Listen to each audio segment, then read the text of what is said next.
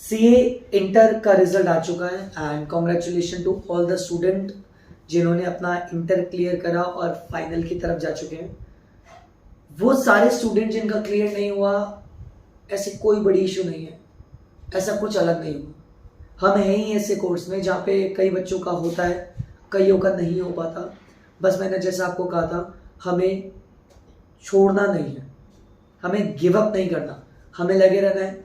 आज नहीं तो कल, 6 महीने बाद, 12 महीने बाद, 2 साल बाद, 4 साल बाद हम सब सीए बन ही जाएंगे। द ओनली थिंग इज हमें बस गिव अप नहीं करना। बहुत सारे स्टूडेंट्स के क्वेश्चन थे, जैसे आज कई स्टूडेंट ने क्लियर किया। तो आज हमारे साथ में आयुषी लोहिया, जिन्होंने अभी अपने बोथ ग्रुप कंप्लीट कर लिया एंड सीए फाइनल में जा चुकी हैं। आउट ऑफ 8 उन्होंने 7 सब्जेक्ट में एग्जामिशन स्कोर करी। कैसे पढ़ाई करी, क्या उनके स्ट्रैटेजीज थी, एग्जाम वाले दिन डिफिकल्ट क्वेश्चन को कैसे हैंडल किया, वो 8 सब्जेक्ट का प्रेशर, ट्यूशन कब खत्म होना जरूरी होता है, रिवीजन किस पॉइंट पे आना जरूरी होता है, कौन सी बुक उन्होंने ली, ये सारे क्वेश्चन के जवाब मैं नहीं दूंगा, ये सारे जवाब हम आयुषी से ही पूछेंगे। तो आयुषी एक बार आ जाइए, बहुत सारे बच्चे आपसे क्वेश्चन पूछना चाहते हैं, जल्दी से आ जाइए। तो सबसे पहले तो बिग कॉन्ग्रेचुलेशंस, आपने दोनों ग्रुप कंप्लीट कर लिए। Thank you. तो टोटल मार्क्स कितने थे एक बार बता दीजिए। एक एक करके बताओ। हाँ जी। अकाउंट्स में 58, टैक्स में 60, कॉस्ट में और लॉ में 67, एडवांस में 60, ऑडिट में 62, EISSM में और FMECO में 63। तो टोटल जो स्कोर रहा आपका वो था 492 एंड आउट ऑफ 8 7 सब्जेक्ट में एग्जामिशन। जो बहुत सारे बच्चे सोचते हैं शायद एक आध एग्जामिशन आ जाए, 2 आ जाए तो ग्रुप क्लियर हो जाए। आपने 8 में से 7 एग्जामिशन स्कोर करी एंड बहुत सारे स्टूडेंट पूछना चाहते हैं कि मतलब वो पढ़ाई किस तरीके से करी, क्या था मेन चीज जो आपको इतनी अच्छी सक्सेस मिली, 7 एग्जामिशन मिली। मतलब एक बार स्टूडेंट्स को बताओ कि आपने पढ़ाई किस तरीके से करी थी। सबसे पहले तो मैंने सिर्फ ICI का मटेरियल किया था। उसके क्वेश्चंस बहुत बार प्रैक्टिस किए थे, ऐसे रट गए थे वो क्वेश्चंस मेरे को। पास्ट ईयर पेपर्स किए थे, मॉक टेस्ट किए थे और RTP करी थी, छोड़ा ही नहीं कुछ भी। और इनके अलावा आपने कुछ और पढ़ा था कि कोई इंस्टीट्यूट से अलग मटेरियल मिला हो? नहीं, आप लोगों ने मेरे को सिर्फ ICI का मटेरियल करने बोला था और बाहर का आपने मना किया था, तो मैंने कुछ हाथ नहीं लगाया। तो मैं सभी स्टूडेंट से ये बात बोलना चाहूँगा, सबसे इंपॉर्टेंट होता है, सबसे जरूरी होता है हमारा ICI का मटेरियल। बहुत सारे स्टूडेंट इसको स्किप कर देते हैं, ये सोचते हैं कि अलग इंस्टीट्यूट का मटेरियल होता है, बहुत सारी चीज होती है, लेकिन never skip your ICI modules. ICI के मॉड्यूल हमारे लिए भगवान है। 1 नहीं, 2 नहीं, 3 नहीं, 4 बार करो, तब तक करो जब तक आपको एक एक चीज अच्छे से नहीं आ जाती। जैसा आयुषी ने बताया, इंस्टीट्यूट का module, RTP revision test paper, MTP। Ayushi, ये जो आपने बोले पास्ट ईयर के पेपर आपने करे, कई स्टूडेंट पूछना चाहते हैं कि क्या ये जरूरी है या फिर हम पहले कोर्स पूरा कंप्लीट करें, पेपर स्किप भी कर दे तो चल जाएगा, या पेपर इंपॉर्टेंट है? पेपर बहुत जरूरी है। कोर्स अच्छे से कर लो और फिर उसके बाद ना, और खुद से भी नहीं करना पेपर। जब कोई टीचर या कोई भी ऐसे टेस्ट लेता है ना, वो बहुत डिफरेंट होता है उससे जो हम खुद का चेक कर लेते हैं। क्योंकि अगर हम कर लेते हैं ना तो हमें लगता है कि मुझे ये भी आता है, मुझे ये भी आता है, मुझे ये भी आता है, लेकिन जब ये करते हैं ना तो एक तो टाइम मैनेज करना बहुत मुश्किल हो जाता है पेपर के बीच में, और फिर जब चेक करते हैं तो रियलाइज होता है कि इतनी सारी गलतियां करते हैं अपन। तो ये बहुत इंपॉर्टेंट होता है कि आपकी टेस्ट सीरीज अच्छे से कंडक्ट की गई हो। जैसा बताया कि जब हम सेल्फ इवैल्यूएट करते हैं तो बहुत बार स्टूडेंट ऐसा सोचता है कि हाँ ये तो सही होगा, इंस्टीट्यूट मार्क्स दे देगा, और जब आप स्टूडेंट खुद चेक करता है तो ही थिंक कि वो आराम से 60-70 स्कोर कर रहा है। लेकिन जब एक टीचर चेक करता है, तो ये मैं पर्सनली बताना चाहूँगा, उसको पता होता है कि कहाँ पे मार्क्स कट सकते हैं, इंस्टीट्यूट कहाँ पे मार्क्स कट कर सकता है और जहाँ पे मार्क्स बिल्कुल नहीं बनेंगे। बहुत सारे बच्चे होते हैं कि उन्हें कंक्लूजन स्टार्टिंग में लिख के गलत कर दिया, फिर भी सोचते हैं चलो 2 मार्क्स प्रोविजन के तो मिल जाएंगे। ऐसा नहीं होता। तो इट इज़ वेरी इंपॉर्टेंट कि आप अपने टेस्ट देकर चलो एंड उसको इवेल्युएट, चेकिंग होना बहुत जरूरी है, सो दैट आप अपने एग्जाम के अंदर बहुत अच्छे से प्लान कर सको। आयुषी, नेक्स्ट क्वेश्चन इज, जब वो एग्जाम वाला डे होता था या फिर वो जो 1.5 दिन मिलता था, लाइक आपने पहला पेपर दिया, अब अगला पेपर आपका लॉ है, लॉ में भी आपने एग्जामिशन स्कोर करी एंड देन अगेन आपने कॉस्टिंग में एग्जामिशन स्कोर करी, सेकंड ग्रुप में भी मैं एग्जामिशन तो क्या ही बोलूं, आपके सारे सब्जेक्ट में एग्जामिशन में थे, तो वो क्या प्लान होता था? 1.5 दिन कैसे आप कर लेते थे? लाइक सारी चीजें करके जा रहे थे, आप कुछ छोड़ के जा रहे थे, आपने कुछ नोट्स बना रखे थे, क्या प्रोसीजर था वो 1.5 दिन का? ऐसे था कि पहले बहुत बार वो आईसीआई का मटेरियल किया हुआ था, बहुत बहुत बार, तो चीज़ें तो सारी याद थी। और ऐसा होता है कि अगर उन 1.5 दिन में अपन ने रिवाइज कर लिया ना, तो अपन एग्जाम में करने लायक हैं, वरना कुछ भी याद नहीं रहता। तो मतलब आप कहना चाह रहे हैं कि एग्जाम से पहले जो जो अपन पढ़ के जा रहे हैं वो 1.5 दिन में वही वाली हाँ। चीजें आपको एग्जाम में होगी, इसके में और हमको वो चीज़ प्लान करनी बहुत ज़रूरी है कि हम उस 1.5 दिन में कैसे सब कुछ कवर कर रहे हैं। अगर वो कवर नहीं करोगे तो मैं बताऊं, इस पे बात करते हैं। वेरी इंपॉर्टेंट थिंग इज कि how you plan your 1.5 day.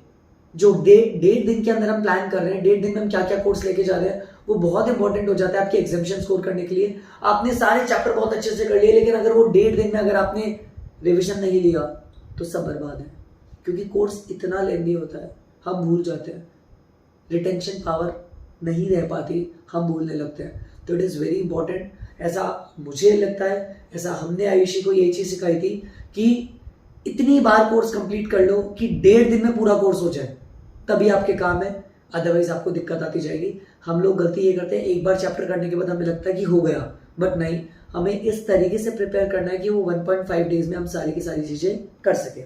Ayushi, next question. यार थ्योरी में एग्जामिनेशन तो आसान नहीं होती, बट स्टिल आपने ऑडिट, लॉ, दोनों सब्जेक्ट, इवन एफएम की आदि थ्योरी ही होती है, इको, वहां भी आपने एग्जामिनेशन स्कोर करी। तो थ्योरेटिकल सिस्टम क्या था कि आपने थ्योरी के अंदर एग्जामिनेशन स्कोर करी? आपने कराई थी ना। नहीं ना, मैं बताती हूँ। ठीक है। जैसे कि आपने बताया था, कुछ भी होता है ना ऐसे थ्योरी वाला, तो साथ में एक पेपर, उसको फोल्ड कर करके एक हाथ में पेन ले लो, और जैसे जैसे जो पढ़ते जा रहे हो वो लिखते जाओ लिखते जाओ। जैसे समझ में नहीं आ रहा हो, लेकिन ऐसे पेन चलता रहना चाहिए, तो वैसे याद हो जाता था। तो मैं इसके ऊपर थोड़ी सी लाइट डालना चाहूँगा। जब हम लिखकर प्रैक्टिस करते हैं तो एग्जाम में बहुत अच्छे से चीज़ें याद होती है, हमारे सेक्शंस बहुत इंपॉर्टेंट होते हैं। हम लोग पीएफसी अप्रोच फॉलो कर रहे हैं, नहीं कर रहे, सिर्फ लिखना काफ़ी नहीं होता है, इंस्टीट्यूट के लिए बहुत ज़रूरी होता है आप सही लैंग्वेज में लिखो, बिकॉज हम ऐसी डिग्री की तरफ बढ़ रहे हैं जो हर जगह बहुत मानी हुई जाती है।